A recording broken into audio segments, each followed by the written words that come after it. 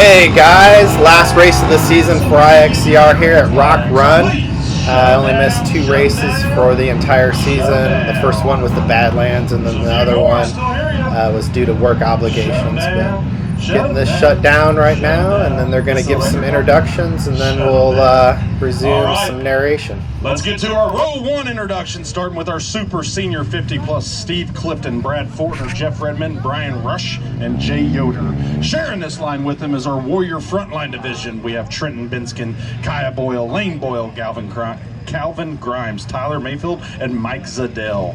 This is our military men, women, our first responders, our police officers, our firefighters, everybody that helps make this country safe. Let's give them a huge round of applause, saying thank you very, very much for your service.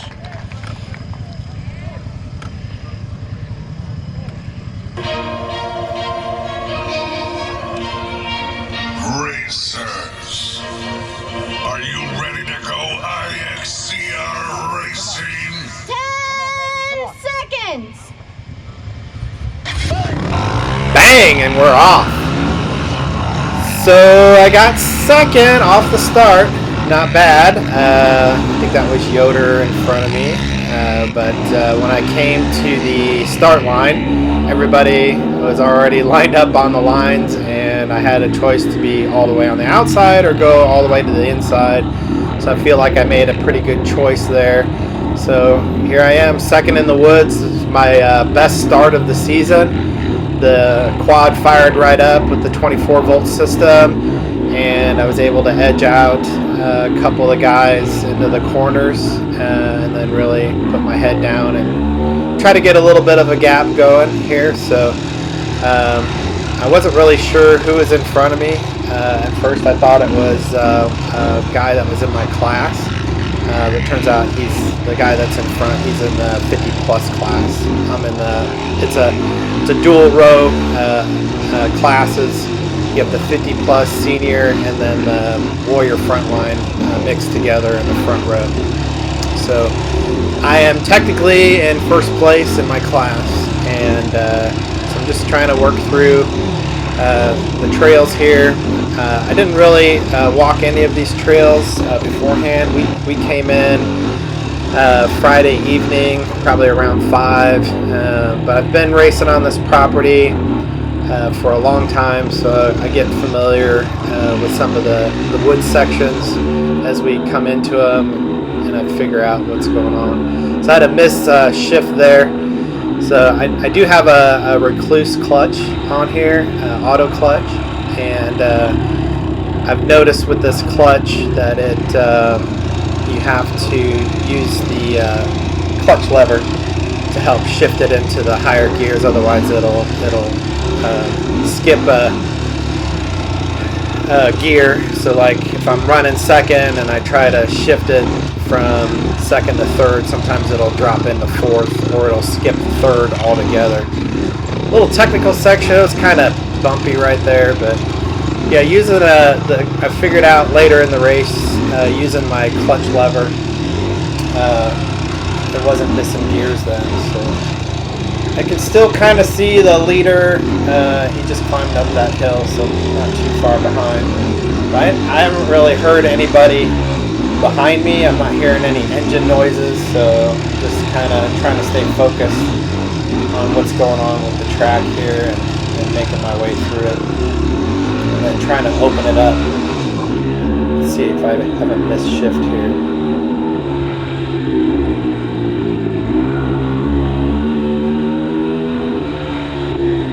No, that seemed okay, but I probably could have shifted up a gear. I think when I come down this hill, I look back and I think I end up seeing somebody coming down the hill, so I know they're catching up to me.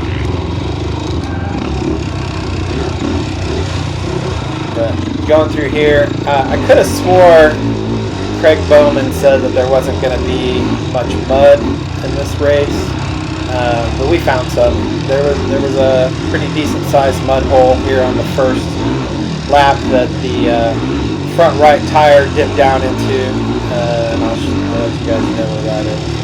This is a nice little jump over a little soft muddy spot.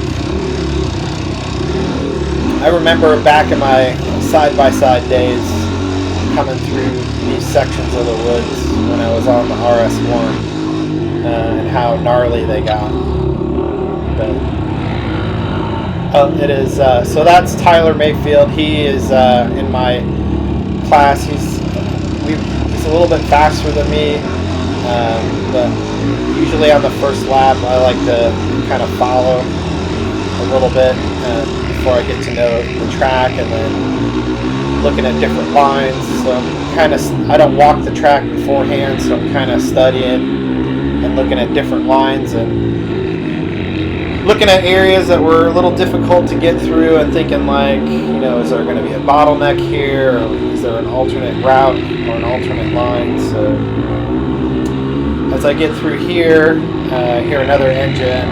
This is, that's Trenton Benskin. He's also in my class. So this is 1, 2, and 3 for the overalls for the season. So Trenton Benskin's, he should be in first. Tyler Mayfield, that's Jeff Redmond. I stay with him for quite a while, but Trent Benskin he was first in class overall for this year in our class. Then Tyler was next, and then me. So I've secured a third overall for the series for this class, and that's pretty good. And I can't move up, even if I were to win this race or lose this race or whatever. As long as I get one lap in to get points, I've secured third overall for the season. So I did preview the Pro Hill before coming out here, and I think I psychologically messed myself up because I typically don't go and look at stuff like Pro Hills and stuff beforehand. I just end up sending it, but for some reason this hill got in my head and I was a little reluctant to hit it on the first lap. So it's 70% not going to hit it on the first lap, but I ended up going up it on the first lap, as you'll see. So we'll get through this little creek section and then you'll see what happened at the Pro Hill. Now I did take a pause at the bottom of the hill because I wanted to see how people were going up it and see if that made a difference.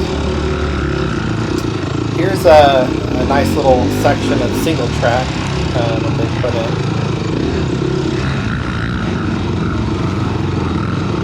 So I'm kind of right here with, looks like Trenton, he already made a pass past Tyler.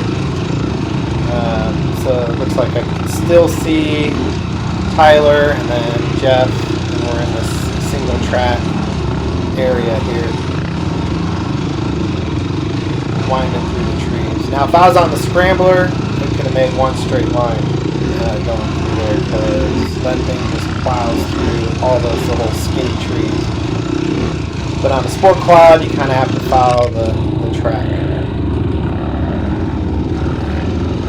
This was a pretty cool down and steep uphill. This got a little gnarly on the fourth lap. It got really powdery. TRX still smashes some of these little trees down, but not like the Scrambler though. Alright, this is coming down into like the ravine kind of creek section. So you kind of come up here. Probably could have jumped off of that. But I ended up going to the right on the next couple laps. But climb up this hill, and here's coming down the hill for the Pro Hill. So some guys were sliding into that tree like that, and then they get stuck. So he wasn't the first one that did that, but this changed a little bit. These are the second row behind me. Some of the 50 plus class guys. So just taking a look what they do. Make sure they don't get stuck at the top, because this was a straight up climb right there. So I wanted to make sure they were making it up no problem. So that 70% went to 100%, then I'm going to climb the Pro Hill. So that was pretty cool. Nice little fast open section here. I think some more of the second row is coming up behind me. Which are, you know, they're the faster kids. They're 15 to 18 years old. They don't have to go to work on Monday, so I just let them go.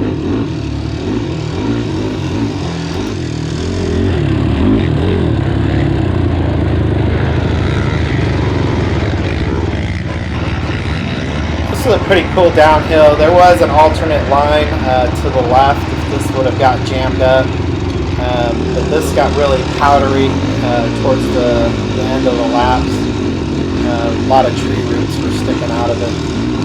But you can see a lot of this stuff, you know, it's a lot of newer stuff that hadn't been trampled on by the youth group. This was crazy. I went to move over to let some of the second row go by me, and I went to hit the throttle to go, and I'm stuck.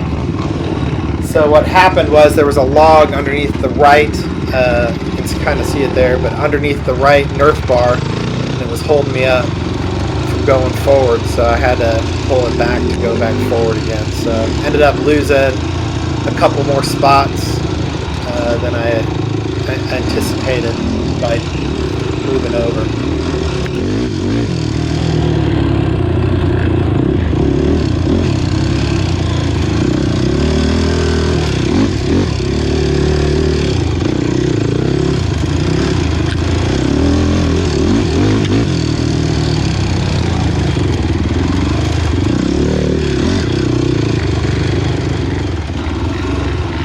I think on lap 3 I tried to go to the left, and then instead of going around that tree to the right, and it kind of was shuffling me down into that ravine, sliding down, so I decided not to do it on the 4th lap. But some little natural jumps here. Well, they were probably braking bumps or accelerating bumps from years past, but check out this bulldozer just happened to be out in the field. I don't know, I thought that was interesting. Come through here, I think there's some more single track stuff that we had to navigate through.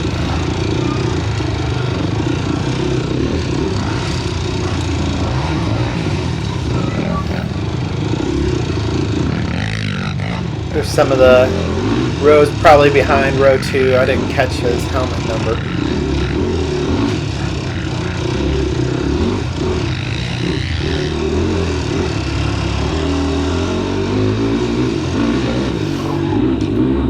These trails are pretty smooth. I ended up putting some Elka Stage 5s around the front for my buddy. Here I made a new line right here. People were going to the left around that tree. I decided to just go straight. But I put some Elka Stage 5s on here from the last race I did with the TRX, and I didn't mess around with the settings at all. But I got it back home. I made a new line here.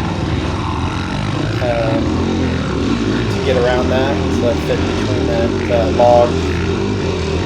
And then this got pretty gnarly and I went to the left, but okay.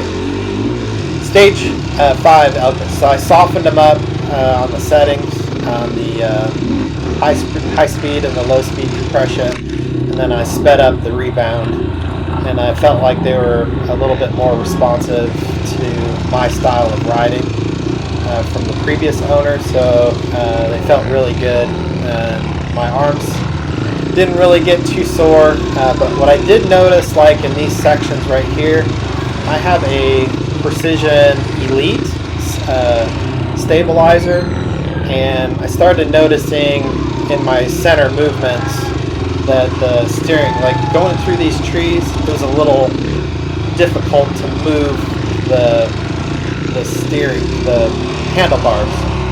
So I think what I'm going to do is to decrease the center stiffening on the Elite, probably 2 or 3 clicks, and that'll help loosen up the center for turning for that Precision Elite stabilizer.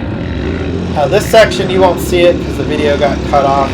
But that section right there, there was a guy that stalled at the top of the hill, and there was a bottleneck there, and I was stuck there for about a minute and a half. And that could have been part of why I got fourth in this race. We were all within like a minute of each other, so it would have came down to a really cool end of the race had I not got stuck in that bottleneck. But guy went up, got stopped at the top. Another guy went up, jammed it up. I tried to go up, and then I rolled back down the hill, and then another guy came, jammed it up, and then they all started rolling back on me. And yeah, I was getting frustrated over there, but finally was able to get around him and get moving again. But that doesn't help in XC racing, because when you're racing, you want to keep moving forward, and you don't want to get stuck in those bottlenecks like that. But I got kind of trapped in there on a single line and didn't have an option to get around it, so it's just a little frustrating. Typically, you can find some areas to get around, and if I was the second one up there, I might have tried to get around him, but the guy who went up to follow him just kind of stopped behind him, and then I jammed everything up. Alright, we're coming up to this big mud hole. So we're coming through these little trees, and you'll see, I see something going on up here because there's like a little bottleneck of something. And now I see the mud, and I'm like, oh my god. It doesn't look bad until you get in it, and it swallows up your whole front right tire. Well, yeah, and I said, we're going to have to find a way around that in the next one. So, good thing the IXCR's track crew, they were there. They were monitoring that area, and they rerouted and found some alternate lines to get through that section, because I imagine there was probably a pretty good bottleneck there. So I just like talking to myself. I know what I'm saying.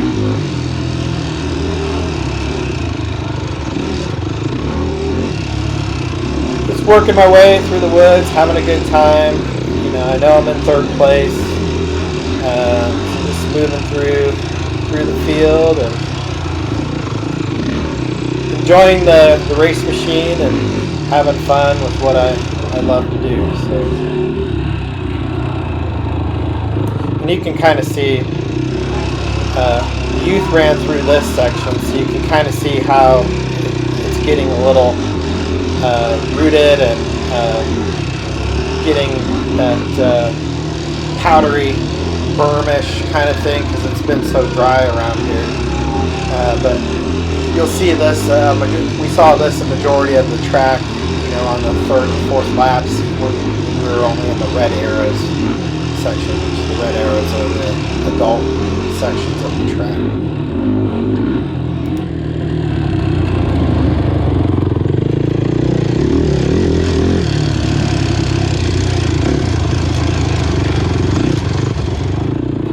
I'm not sure who's in front of me, but they did get by me, and I've been kind of just hanging behind them. And these little faster riders keep coming up, but I've been kind of staying with this group of guys with my speed, so I felt pretty comfortable with my speed and where I was going. So, but whoever was in that teal gear, I kept pace with them for the most part. Trying to let these faster riders go by, but it turns out that they're not so much faster than what I was. So, but like I said, this is the first lap, so I kind of like to follow a little bit, because I can read the track a little bit better. So here they cut across the field. I didn't see it because of the dust, but over to the left there was a white pole that we should have veered to the left and went around the white pole. I don't think it's enough to get you docked an entire lap, but I did on the second lap. There was a staff member in the middle of the field pointing over to the white pole, and I went right by him, and I ended up doing a 180 and flipped back around and then went around the white pole. Just so I didn't want to get docked a lap in case that was what they were doing. So I'll be honest, I missed it, probably because of the dust, and I didn't walk the course. So but this is getting towards the end of the lap. Probably only have a couple miles to go. We'll cut around here, and then we'll go through a tunnel, like a concrete tunnel. So the history behind this tunnel and the sand that's down in this area is they used to collect the sand from this area to collect and make Coca-Cola bottles. So that was the history of this property. And it gets really sandy right here, and then you'll see this tunnel where they were bringing up the sand and stuff. So pretty cool history on the property. There's Stacy Mundy. She loves taking and does the professional pictures for the race series. So she's at every IXCR event, GNCC's, taking pictures, and then that's her profession. So check her out. Go to her website, stacymundyphotography.com. She might have some pictures of you out there that you might want to buy. Share them with your friends and family. This was an interesting section because I kept looking over to the right and I saw that rock and that log. And I was wondering if Craig was intending to let guys like climb over that. I never did, but I looked at it as an option. Like that'd be really cool to come across that rock. And I'm sure some dirt bike guys did it on the next day. Since they only have 2 tires instead of 4. They're not quite as wide as we are, so they would have been able to fit between that rock and that log. But I don't know. That's just part of me being used to be a dirt bike racer and now a quad racer. Probably where some of the aggressiveness comes out in me when I'm racing is from being on a dirt bike. So coming back through here. And I know this part of the property I've been on a side-by-side before. So you come up this hill. There used to be a pro hill. Wasn't sure if we were going to go down it or how we were going to navigate this. But when we get to the top of this hill, we go off to the right instead of going down the big pro hill. I thought we would come up here and take a left. And nope, you go right. So that kind of threw me off. That's why I did what I did. So I was trying to anticipate how the track was going to be laid out, but then threw a curveball on me and we went to the right instead. We'll come through here and then we'll take a left and then go down and then come back up, and that's going to finish out the first lap.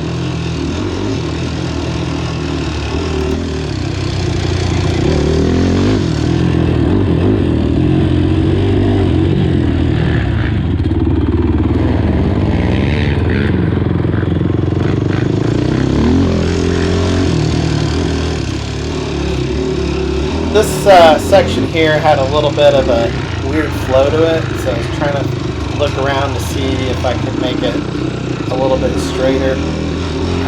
What I did on the last lap is I went straight right there, and instead of going to the right, I went to the left, and made a little bit of a smoother transition. So maybe I gave a tip to the PM guys that was a little bit of a better line. But I did do that on the last lap.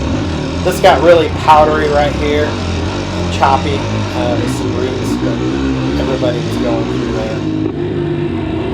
So had a guy hooting and hollering at me, trying to pass me in the chicanes before the finish, which is a no-no. Not allowed to make passes in the chicanes before the finish. So he obviously was in a hurry, so I let him go. And he wasn't much faster than me, but like I said, I like to follow people who are about my same pace, and it helps push me. So that's fine. If he's in a hurry, maybe I should be in a hurry too. So kind of stick with him and do the best I can to keep at his pace, because he's got a lot of motivation. He's charging hard, so I should be charging just as hard as he is, if not harder. So, but that's what I'm saying. Like, get with these faster riders as they come up on you, and then you guys work together to try to make passes on other people. So as he's leading through these laps and catching lapped riders and moving them out of the way, you have a little bit of advantage of not having to slow down because they're doing all the work for you. So you're just riding on their coattails, I guess. So you're demonstrating a little bit of patience and working through the race course. So that ties us up back into the start, and we're back on to lap number 2. And I don't have very much video after this. I think it cuts out probably about halfway through the lap, so I'll jump in here for anything that I think is significant or something that changed from the first lap. I might jump in on when we get back to the pro hill or whatnot, but let's see what we come up with here until the end of the video.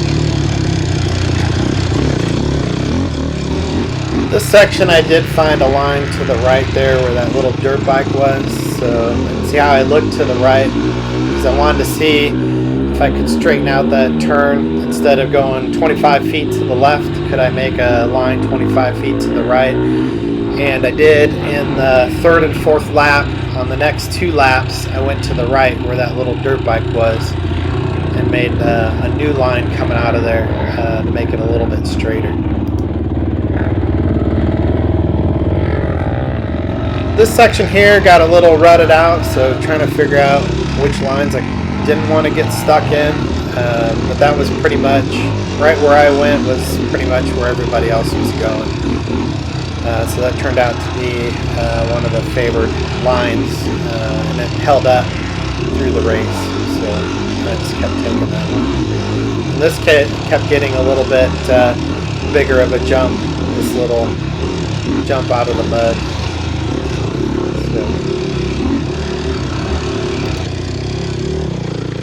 And that was the same section. If you were to watch one of my Polaris Turbo RZR videos, I ended up flipping at that section on my side. on the driver's side 1 year out on this property when they used to run side by side.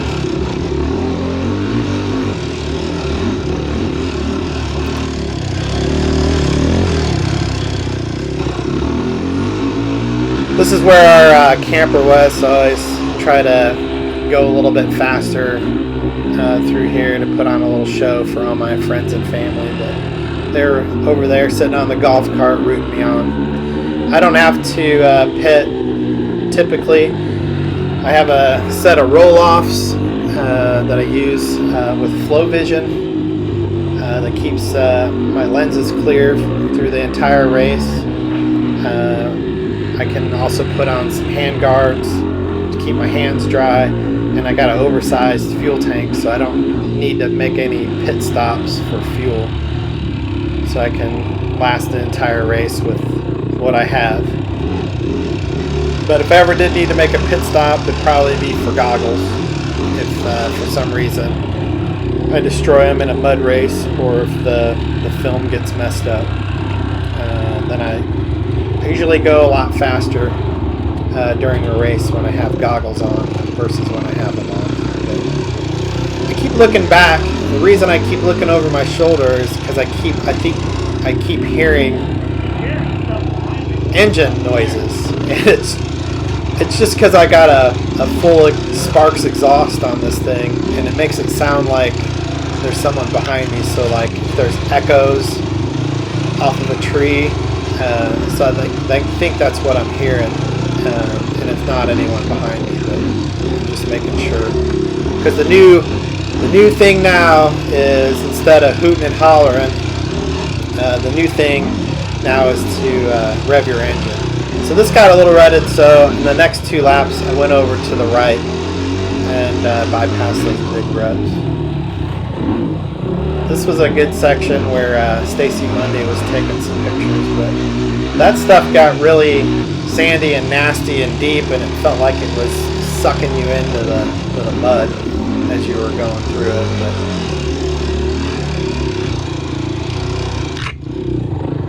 I got lost there because I'm like, where's the track? It turns out that was a pretty smooth line, what I did. So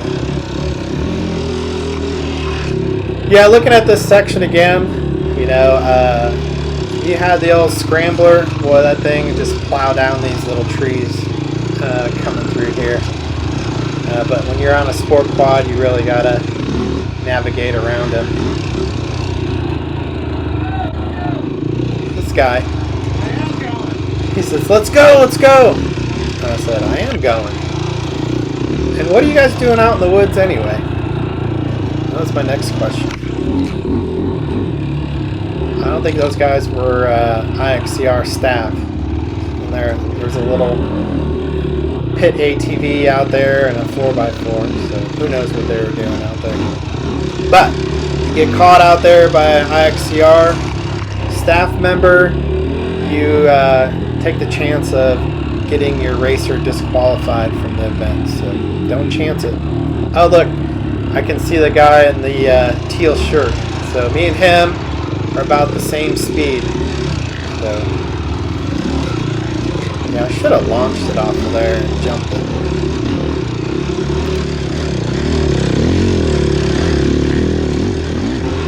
Alright, we're coming in for the second lap of the Pro Hill. It looks like a majority of the people are still taking this line. Looks a little dusty, but second gear came up, no problem. So first lap, second gear, second lap, second gear, third lap, second gear, fourth lap, I decided let's try it in first, and I should have stayed in second. I still made it up the hill, but second was the best choice for climbing that hill.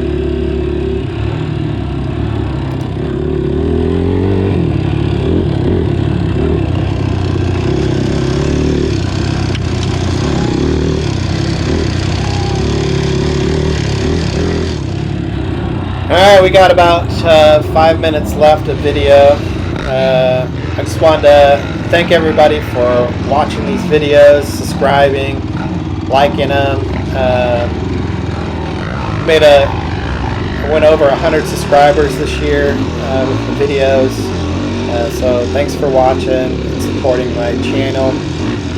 And if you haven't subscribed to the channel, go ahead and smash that subscribe button now. I'll have more videos like this. We'll probably do some updates, some winter upgrades. I got some plans with the Polaris Scrambler, so I'm going to keep that one. Looking at, oh, there's Jeff Redmond. I don't know what he's doing over there. But we're going to do some exhaust upgrades, maybe some clutching upgrades, put a tune on it and get that thing. I don't know, should we do 4x4 Pro for IXCR next year? I don't know. Seems interesting. I don't know if I want to put a program. I was talking crazy to my friends. I said maybe I just do Trail Rider next year and then ride the TRX. So I do have options. TRX is a full build. It's good to go. Don't really need to do anything to that other than maintenance and some adjustments on it. So we'll keep the TRX the way it is, but we definitely can do some upgrades to the Scrambler for next season. So yeah, so I ended up this race 4th in class. Tyler, come on, man. Okay, so there's that. Tyler, I don't know what happened to him. He might have crashed, but he's in my class, and I said, "Come on, Tyler, what's going on?" So I don't know if he ended up crashing or he got tired or he had arm pump. So he ended up catching me later, I think in the 3rd lap, and he got by me again. But between Tyler, me, and another guy, we were all within 1 minute of each other. So it was a pretty good race to the end. We just didn't bunch up all together at the end. We're all within striking distance of that 2nd, 3rd, and 4th place. So this is still my favorite line right here. Coming up here and made a new line to get around that tree. That's what I think. When you're out here looking at different stuff, and you can look at different lines to get you through the track a little bit easier. So it's just one of those things to look at.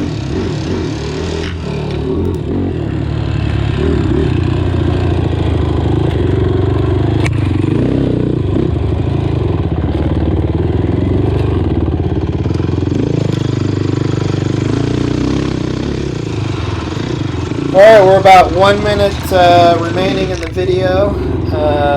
Leave a message in the comments what you guys want to see. Like, if you want to see some upgrades of the Scrambler, because we're not going to be racing until probably end of February or March of next year. So we'll get in the shop, we'll be looking at some upgrades and see where we're going, and then we'll make a decision as far as what series we're going to be racing for next year. We have 4 series of XC racing out here. We have Crossroads, we have Extreme, we have IXCR, we have Midwest. So you get 4 different series you can pick from. I mostly did IXCR. I was dedicated to this one for this year in the Warrior class. And then I picked up some 4x4 in the Midwest XC. So thinking maybe 4x4 for IXCR next year, maybe Trail Rider, maybe do TRX for Midwest. I don't know. What do you guys think? Leave a message in the comments. Alright, so we got 4th in class and 43rd overall. And that'll do it for this video. Alright, we'll see you guys later. Thanks for watching. Thanks for watching. Smash subscribe. Yeah. 2nd in the woods.